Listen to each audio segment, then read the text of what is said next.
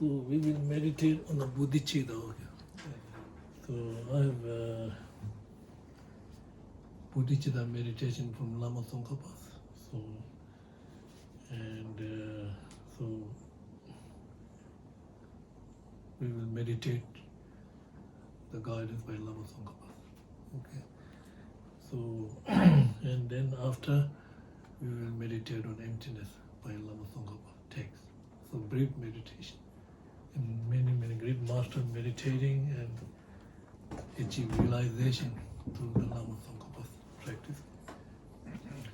So first I will read the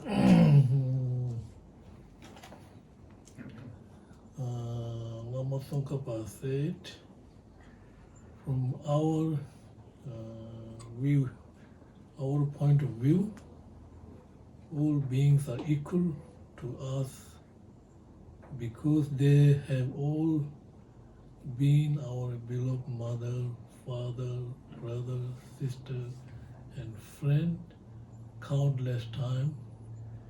From their point of view, all beings should also be treated as equal to us because they equally desire happiness and do not want unhappiness.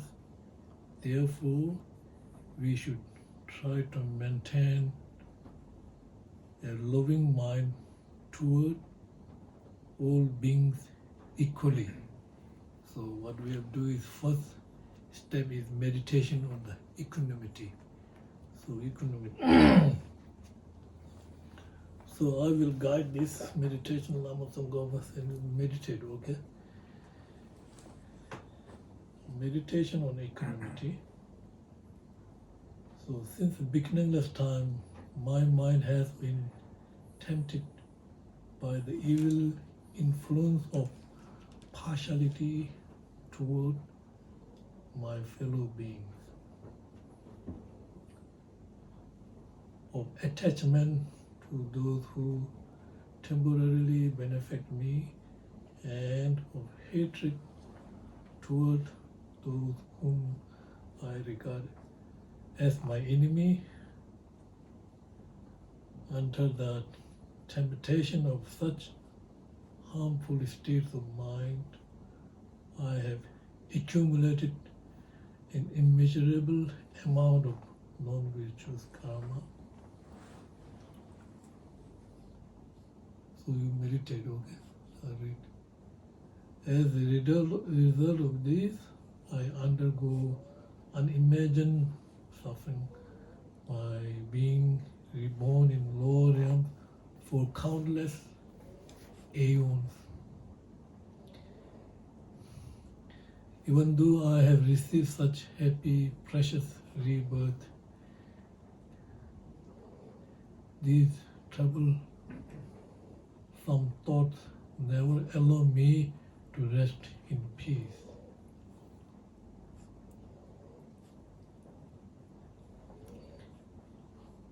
If I look closely, I can trace most of the unhappiness that I experience in this life to these harmful thoughts of partiality.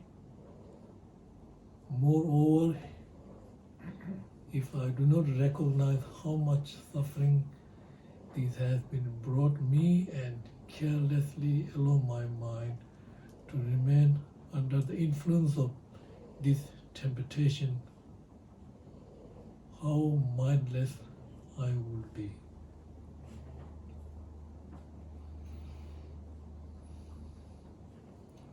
If I examine why I hate those who cause me trouble, I will realize that it is because I think they cause me suffering.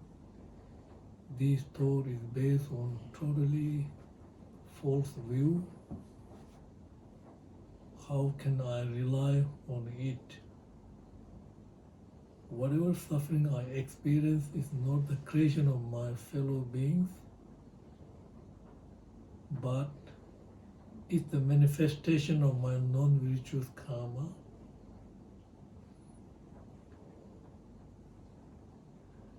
why should feel pity for them instead, because they are powerlessly governed by the force of my own non-virtuous karma.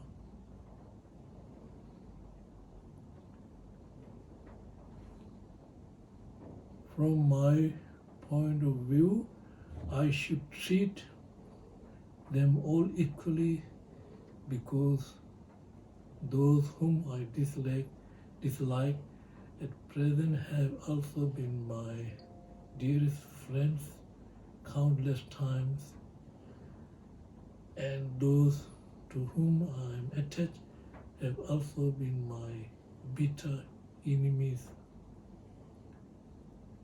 From their point of view, they all equally desire happiness and shun unhappiness.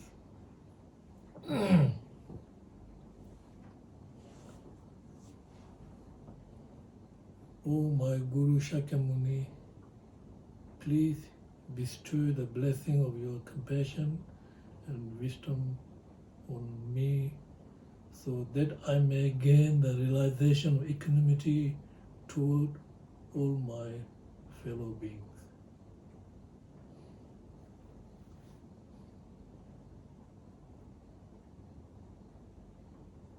You can visualize three persons also: enemy, stranger, and friend, and then you can do the analytical meditations, and finally you will equal your mind toward those sentient beings.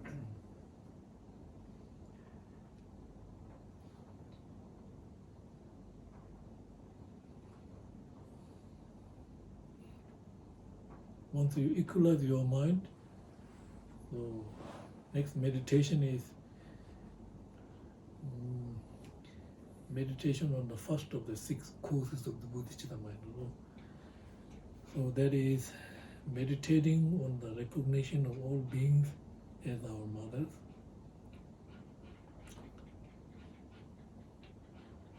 Mothers naturally always have strong feeling of love for their children, no matter whether they are human beings or animals. When I honestly think of how much kindness of my mother give me, I naturally feel a strong love for her. She always thinks of me as her only child. There is not single sentient being who has not been my mother.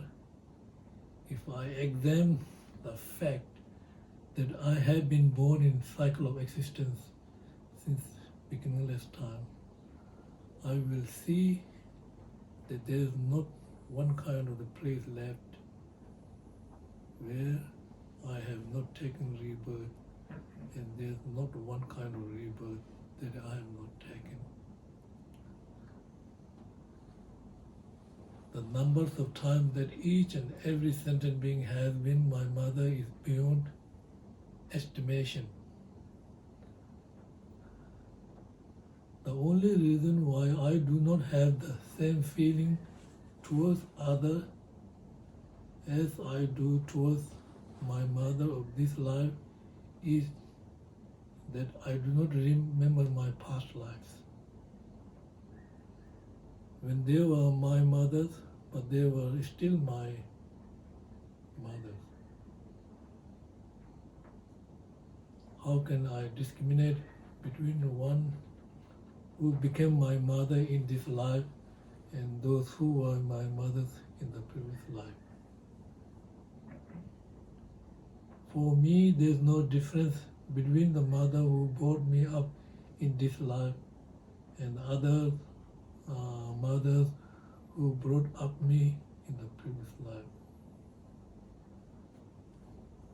Thus, I should regard all beings as my mother and should maintain a loving mind toward them all as I do toward my present mother.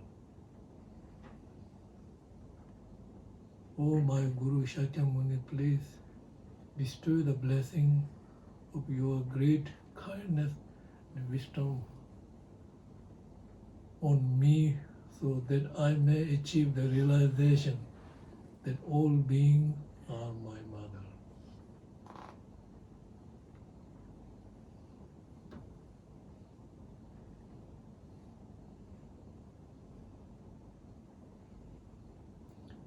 Meditation on the remembering the kindness of all mother beings.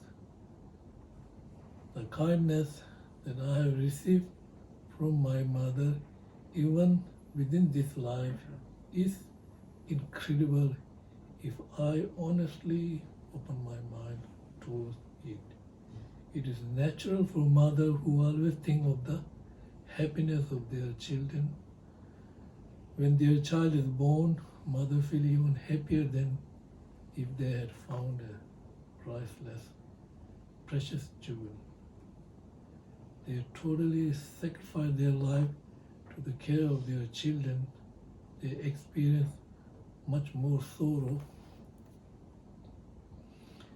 when they find their child even little unwell than if they were seriously sick themselves. They experience extreme happiness whenever they find their children is happy, even when they themselves are not well.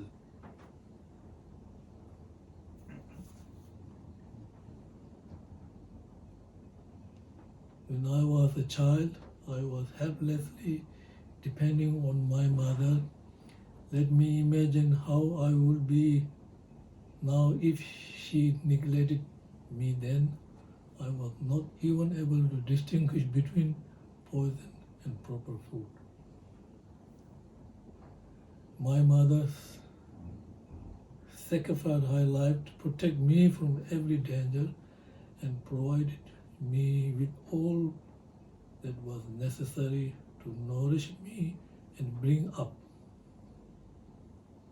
She did this in every possible way, according to her ability. I owe all the happiness I have at present to her. Even as I was growing up, she was always concerned with my education and livelihood. I received the same kindness of each and every sentient being when they become my mother. They sacrifice their whole lives in energy to my happiness. I should always remind myself of the incredible kindness I have received from the sentient beings who have all been my dear mother.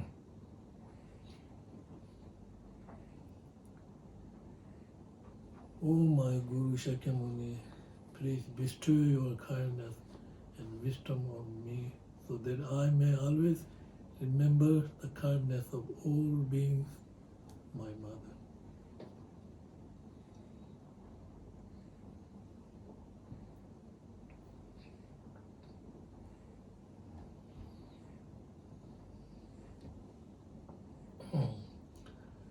After reflecting in this way, visualize yourself surrounded by all mother sentient beings. From the heart of all Buddhas, Bodhisattvas, in the merit field, radiate white light together with nectar, entering the heart of each and every sentient being, purifying all their contaminated karma and delusion, and filling their bodies with the pure nectar. Firmly believe all the mother beings have been freed from all their suffering together with its causes, and that they have achieved everlasting happiness.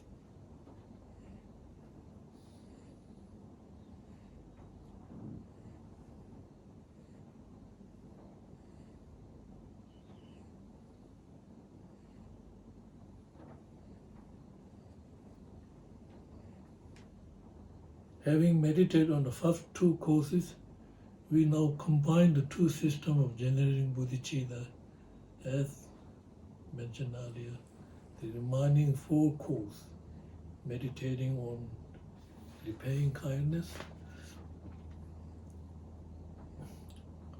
of our mothers, meditating on great love, great compassion, and special sympathies are content with the practice of exchange oneself with others. So you don't have to do separately. So meditation on equanimity, recognize all sentient beings the mother, repaying the kindness of the mother, then you move other four remaining contain into the exchanging oneself to other. So that means first reflecting on the disadvantage of self-judging oneself and advantage of judging others. Second, equalizing oneself with others. Third, actual way of exchanging oneself with others. Fourth, meditation on giving and taking meditation. So this one.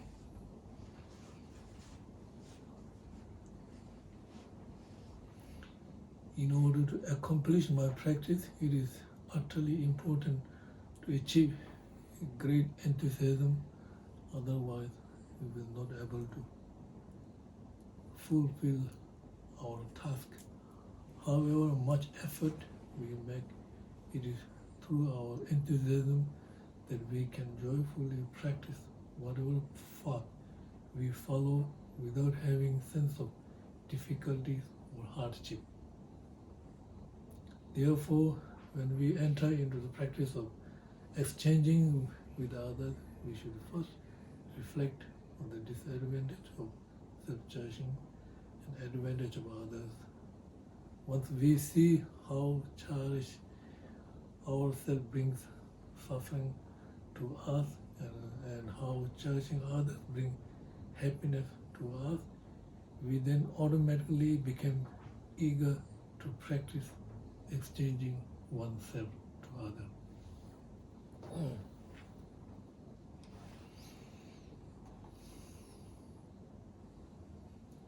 Now the first is disadvantage of judging oneself and advantage of judging others. So Buddha says all the suffering and evils in the world arise from the nowhere else or the evil thought of judging oneself. If we look closely, we can see very clearly how all unhappiness, troubles originate from the evil mind of self-judging oneself. All the fears that we experience, all the conflicts in families, between nations, any unhappiness situation, whatever are caused by nothing else but the evil thought of Shantideva said, that which bring all evil and cause all unhappiness is the demon of self-judging mind. How can we remain happy if we allow demon to dwell in our hearts? Thus, if we truly want happiness, we should try to destroy the evil of self-judging mind. There is no way for us to find stable happiness and peace as long as our mind remains subject to these evil thoughts.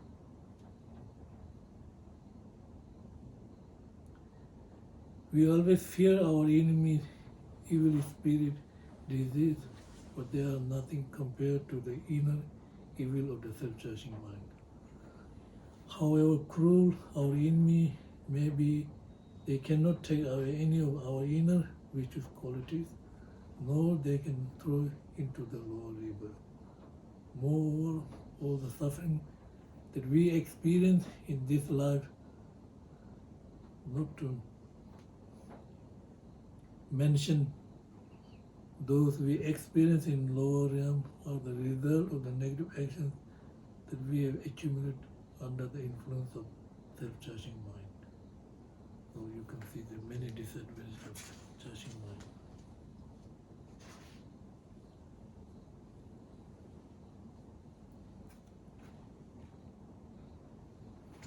advantage of judging others.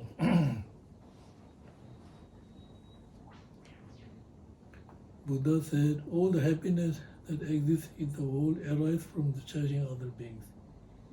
If we have judging attitude toward others, there's no matter whom we are with, we can always remain happy.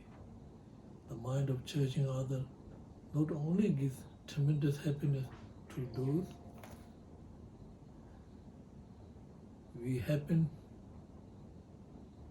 to be with, also enable us to face any difficulties, hardships, or unhappiness situation. Whatever happiness we have now are all experienced in the result of judging others. Shantideva said, it is needless to say much about how judging oneself brings suffering and judging others brings happiness.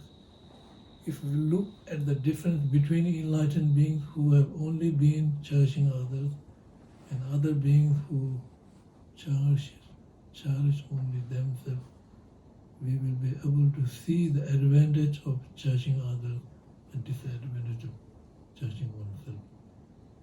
Okay, equalizing oneself with others.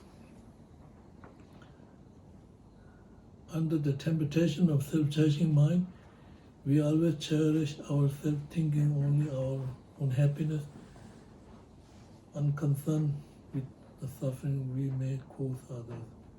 Through this self-centered attitude, we accumulate limitless knowledge of karma. As a result, we have undergone endless suffering since beginningless time.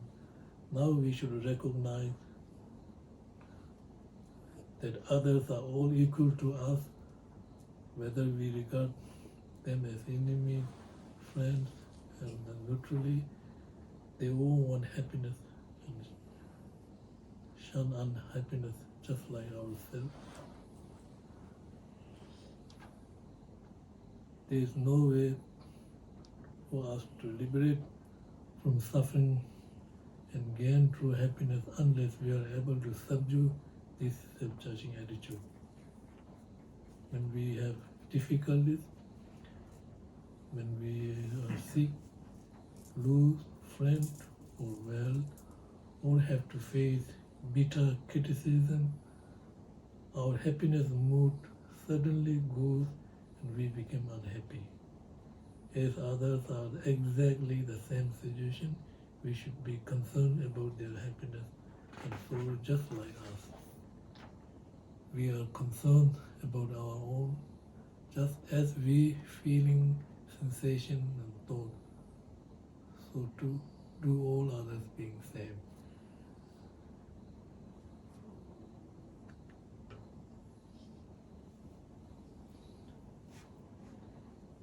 Now the actual way of changing oneself others. If we truly want to achieve the highest happiness for ourselves and most effective state through which we will be able to liberate countless beings from the suffering of cycle system, then we must be able to exchange ourselves with others. This means to develop an open mind so that gradually the attitude of judging oneself will decrease and we can develop judging and loving mind toward all mother-centered beings. We can do this by realizing the fact that self-judging mind is source of all suffering and judging others is source of all happiness. Since the beginningless time, we have been cherishing only ourselves, that we have gained from this nothing but endless suffering. Whatever happiness we experience in our past life, whatever happiness we experience in this life, and whatever happiness we will experience in our future life is only a result of judging others. If we are really truthful and sincere with ourselves, shouldn't we be happy to throw out this inner demon of self-judging mind, why shouldn't we take the priceless treasure, the precious jewel of judging others?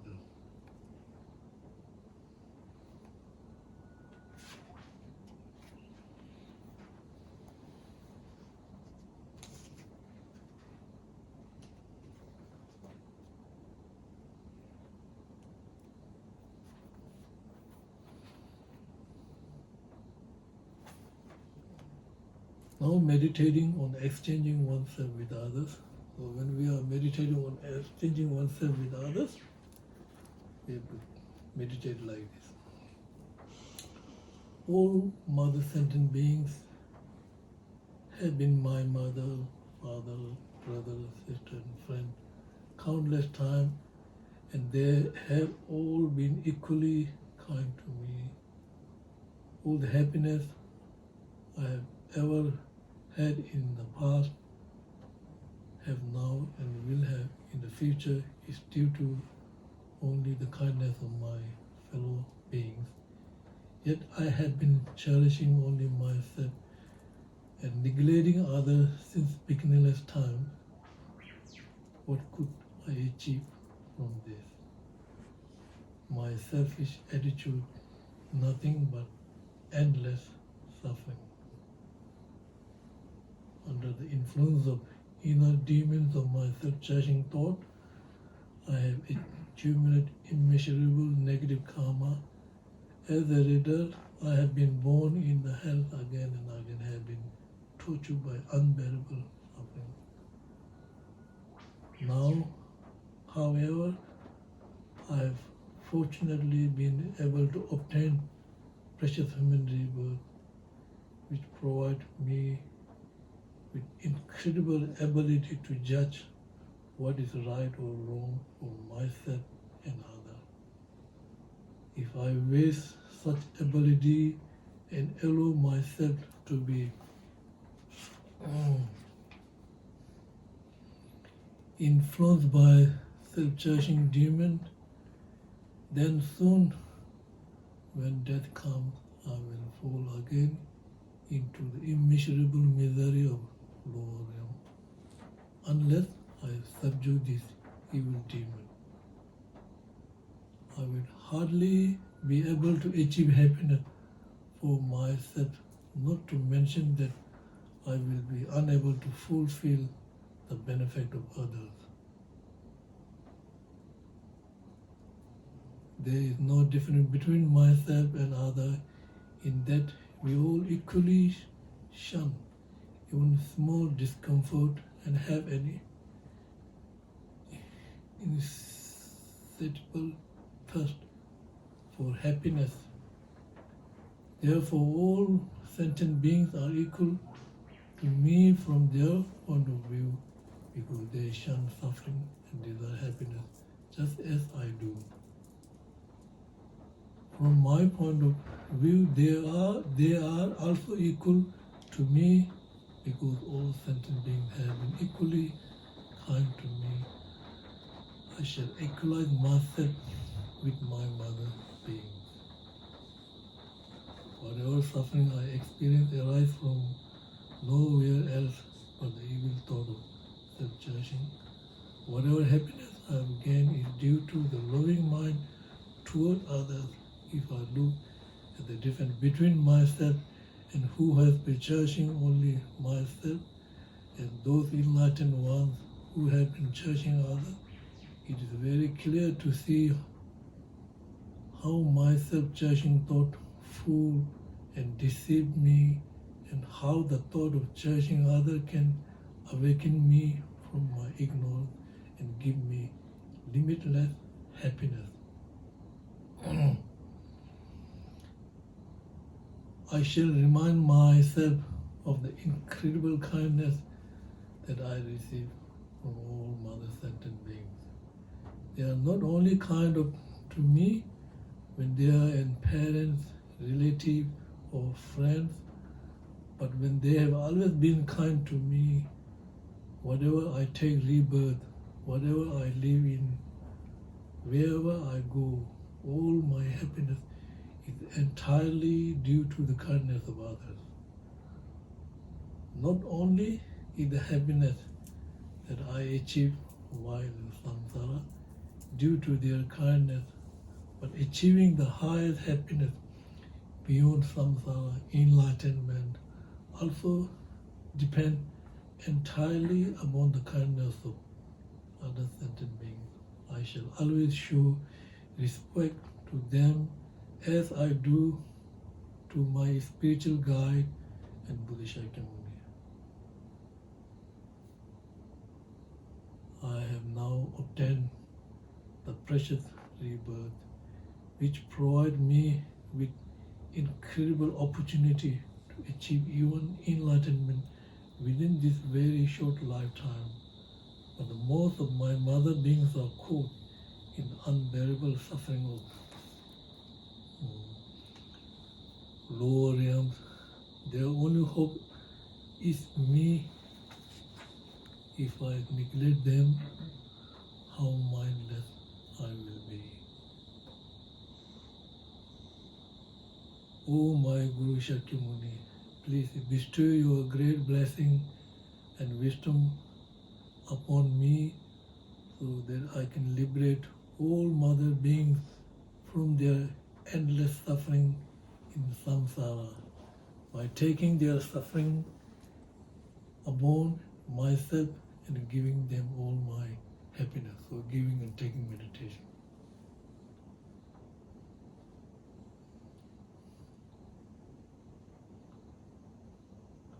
Having completed this way, we should recite the mantra of Buddha, compassion, generosity.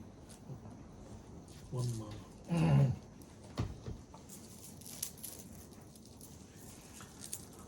Omane bebe, omane bebe, omane bebe,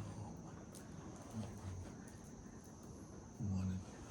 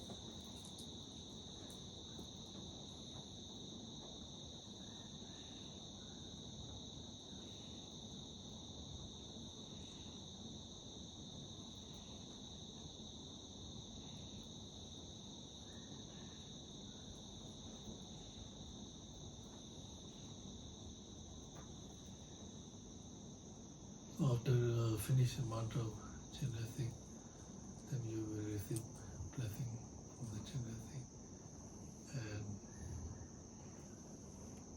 you will be able to achieve bodhicitta mind as soon as possible.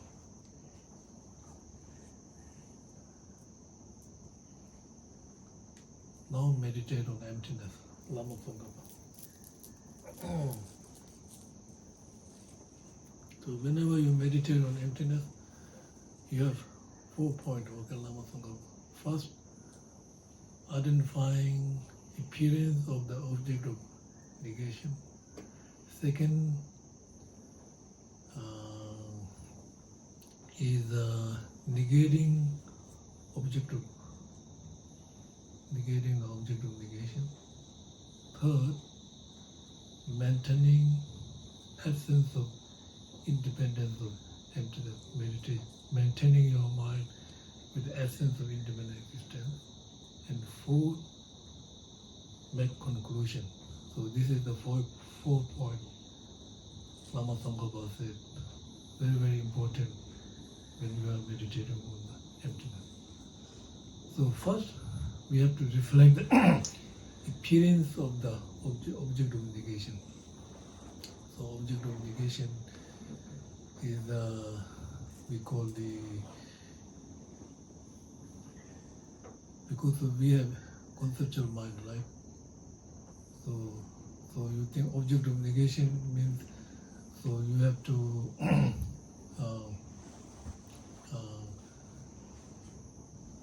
difficult to recognize this false independent self is very difficult to recognize.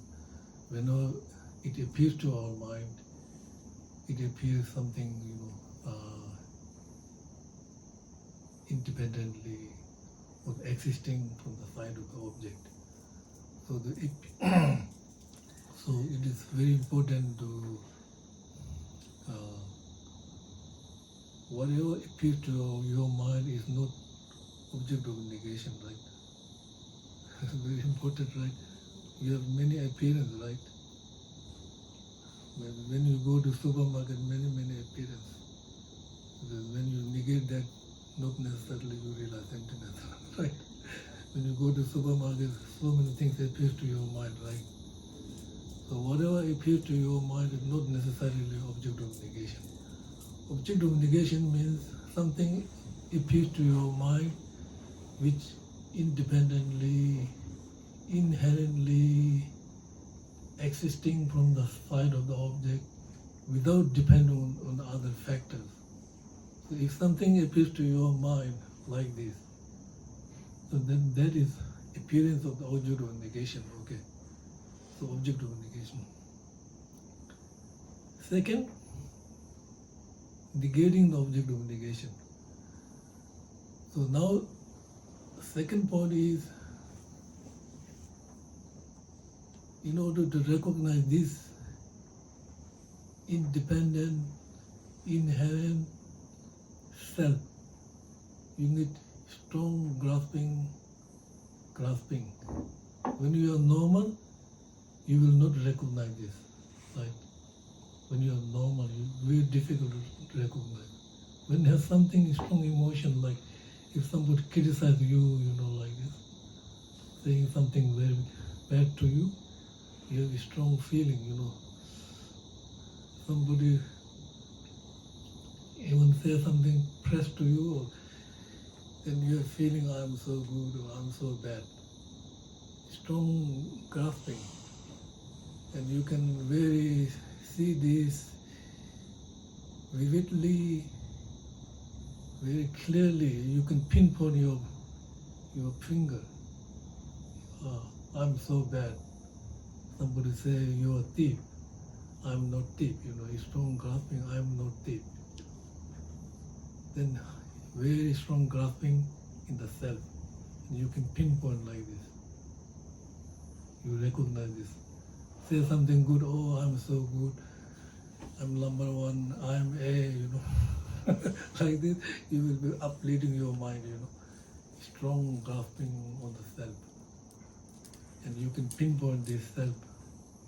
Oh, this is independent self. This is false self. Not only intellectually recognize, is not enough. You have to strengthen your experience this, and then you negate that. Then that is second point. Negating independent self, right? So we have this, right? When you are meditating, we always have these three, okay? This is very important, like three doors to liberation. Nature empty, wishlessness, and finelessness and wishlessness. Any product have these three different types of emptiness. Nature empty, cause empty, effect empty. If product, we must have these three doors to liberation emptiness. So when you are meditating on emptiness, so you are meditating on yourself, your nature. Your nature, right? That is one emptiness. So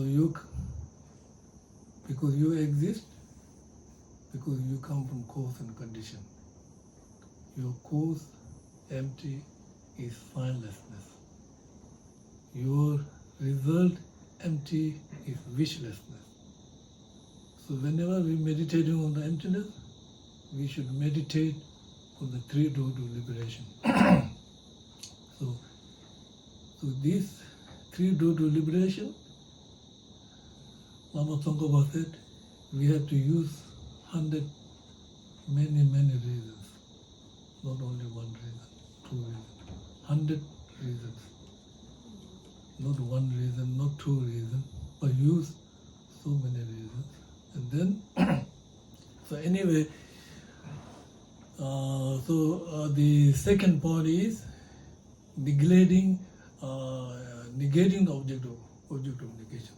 So that means, so first point is very important. Whatever appears to your mind is not necessarily inherent existence appear to your mind. Okay, very important.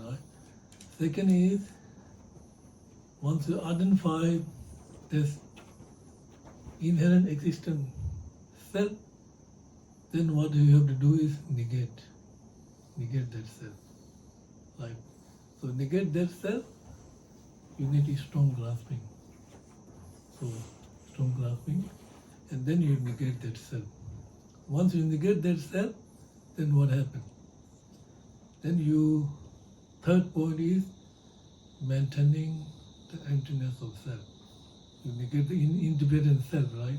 Then you have to maintain your mind with the emptiness. So that is very important. Lama Tsongkarpa said, many people make mistake. When you say maintaining absence of independent self, is idea, independent self, something like this is idea. Independent self should be something like this. It's idea. It is conceptual mind. This is not talking about Lama Tsongkarpa. When you're maintaining the absence of independent self means not only thinking of that object, but experience independent self. It means strengthen your experience of the independent. Once you negate that independent self, right? You negate that, it's gone, right? So remain on the absence of independence, emptiness. So that remain on the absence of independent self does not mean idea, okay? Idea is, I negate this idea. If you think I negate independent existence, then that is idea, right? But it really means non-conceptual mind, experience, and strengthen your experience of the absence of independent self. So that is maintaining independent self. And then you make conclusion, right? Conclusion means now if independent self exists, it should be with aggregate or totally separate. Because there is no third way to exist this independent self. Right? See, so through your analytical meditation, if independent self with aggregates means body, feeling, recognition, right? It is not with the aggregates, right? It is separate from the aggregates. That means you are independent, partless, independent, but you are not independent, right? You depend on the parts, you depend on other factors, right? So then you realize, oh, if independent self exists, it should be one with aggregates or totally separate from them, because through my analytical meditation, there is no third way to exist this independent self. So then you make conclusion. So this is the short meditation on emptiness. So Lama Tsongkarpa pinpoint, okay, so it's very important. 4 point. Appearance of the independent existence, negating independent existence self, maintaining emptiness of the independent self, and make conclusion. So this 4 point you should remember before you start meditation on emptiness. Now I will read Lama Tsongkarpa. Meditation on emptiness.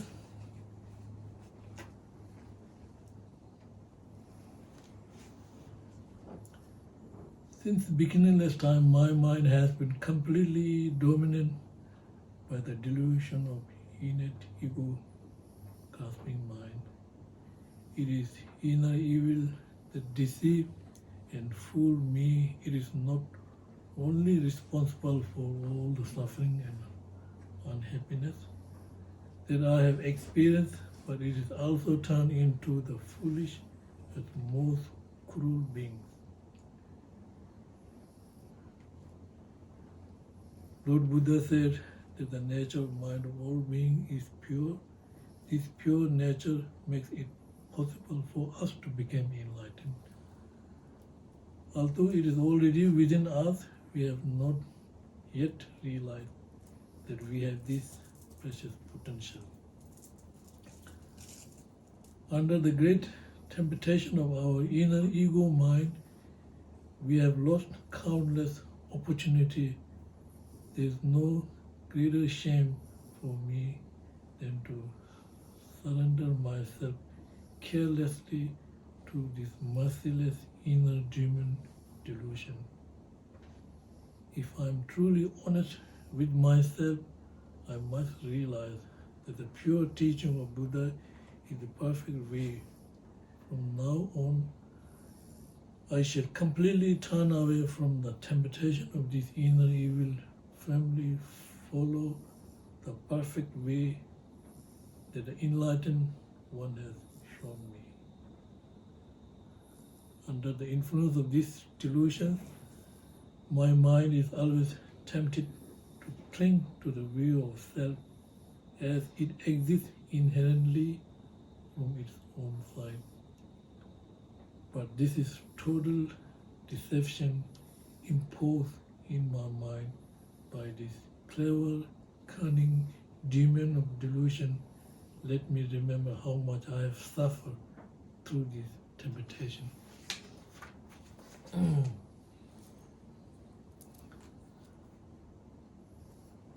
How glad I am that I have pinpointed the cause of all my suffering through the light of Buddha's teaching. I totally realize that all my suffering is created by this inner evil sitting inside my heart, pretending to be most dear to me.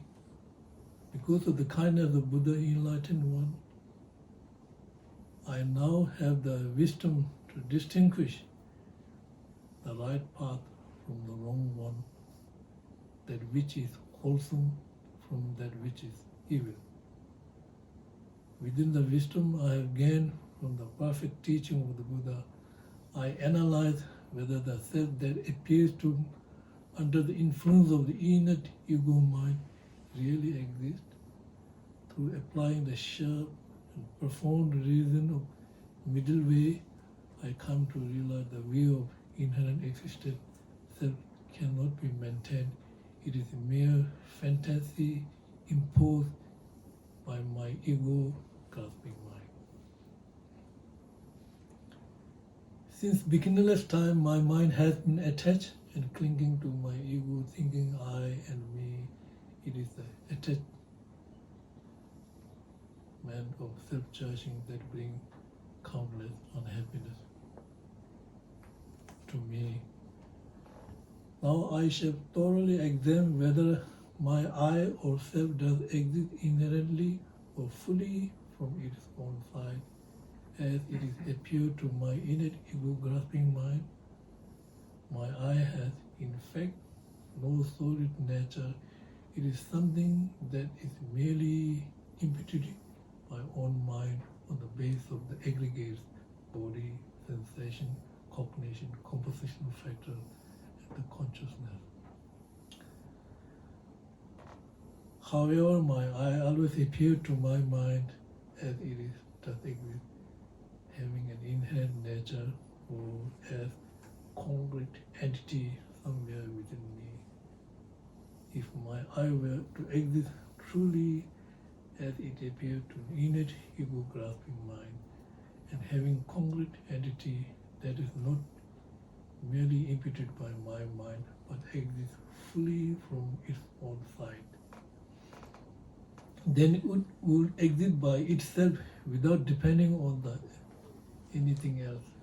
If so, then we should be able to single it out, especially as soon as we start to analyze to find how the way it exists. There are only two possibilities. It must be exist either among the aggregates or separately.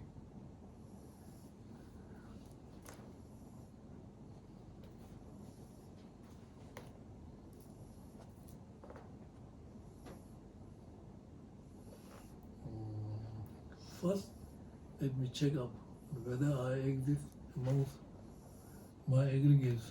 No matter how far and deeply I analyze, there is no way at all in which this supposed inherently existent I can be found among the aggregates. As I closely check, it becomes clear to see how the supposed inherent existent I cannot exist within my body aggregate.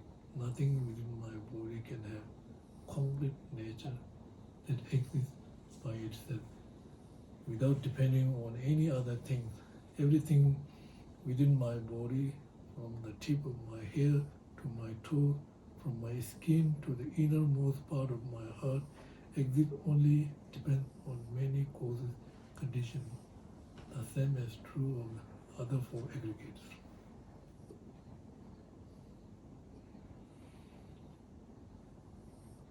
Sensation aggregates is series of pleasant, unpleasant, and neutral feelings that arise and depend on our previous mental state, as well as external object and internal physical organs. The cognition aggregates too. It is something that arises depend on many causes and conditions. It arises from the previous mental state and also from the object of cognition. Aggregates of compositional factor does not exist independently either. The consciousness aggregate is unceasing flow of movement of consciousness, each movement giving rise to a new one. Each movement consciousness is dependent on previous movement of the consciousness. Hence, nothing within this aggregate has solid entity. Now I shall check up whether my I exists concrete that can exist fully from the own side, separately, or the isolation from this aggregate. If my I were to exist in such a way, it will be found having an entirely self-sufficient nature somewhere outside this aggregate and unrelated to others. However, when I put aside these aggregates, nothing can be found to exist my I anywhere. As I have thoroughly examined above, my I can neither be found to exist having inherent among my aggregates, nor can exist separate from them. There is no third possibility. Hence my I itself is something that is merely imputed my own mind on the basis of aggregates. And this is not an inherent existent entity, it is empty of inherent existent nature. So vividly and predominantly appears to my innate ego-grasping mind.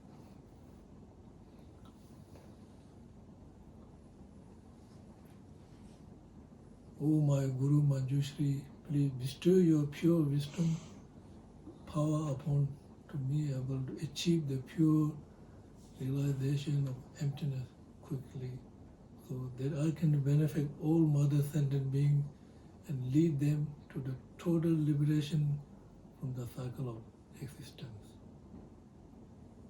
These are Manjushri mantra. Marabadana, Marabadana,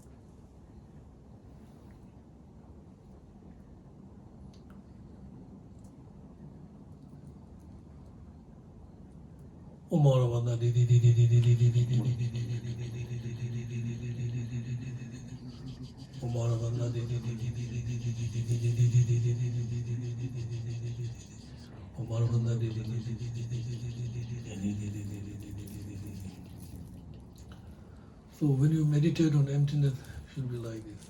Lama Tsongkarpa's meditation on emptiness. So this is very good meditation. Very not very complicated. I hope not very complicated. Very very very good.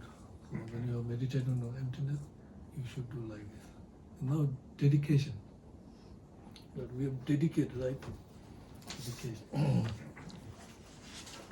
Before you dedicate, you have so we have when we finish our practice, any practice, we must dedicate.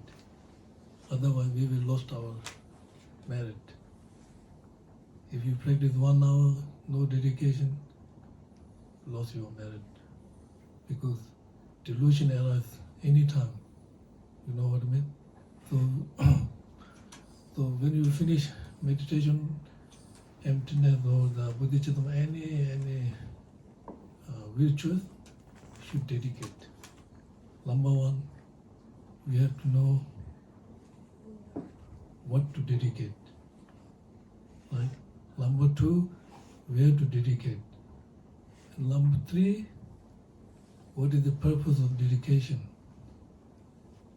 And number 4, overcome. Number 5, mental object. Number 6, ritual. So this is dedication time. So what to dedicate? What you are dedicating? Right now we are dedicating. Bodhicitta mind, wisdom, realizing emptiness. Not only yourself, but others. We are dedicating all the merit in the past, present, future, for yourself and others. That's what to dedicate. Where to dedicate? We are dedicating all this merit, past, present, future merit, to achieve enlightenment for yourself and other beings. What is the purpose of dedication? The purpose of dedication is place all sentient beings to the ultimate liberation or enlightenment. Number 3, right? Overcome.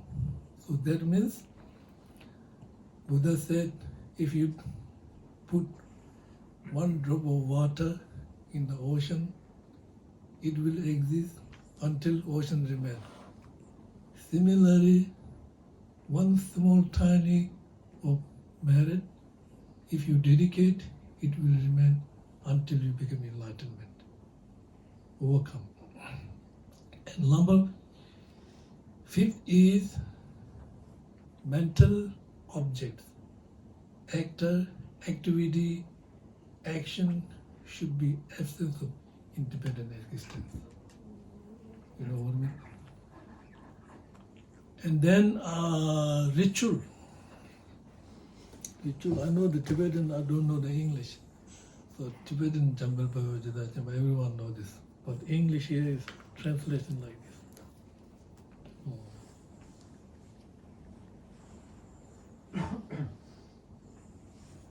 So this is the ritual. In whatever way, Valley Ant, Manjushri, and Samandabhara know how to transfer merit, so do I dedicate all my own virtues. Thus I may train to be like them. Through this dedication, pressed as supreme by the victorious Buddhas of the past, present, future, I dedicate all of these roots of virtue to accomplish noble deeds. That's the ritual. This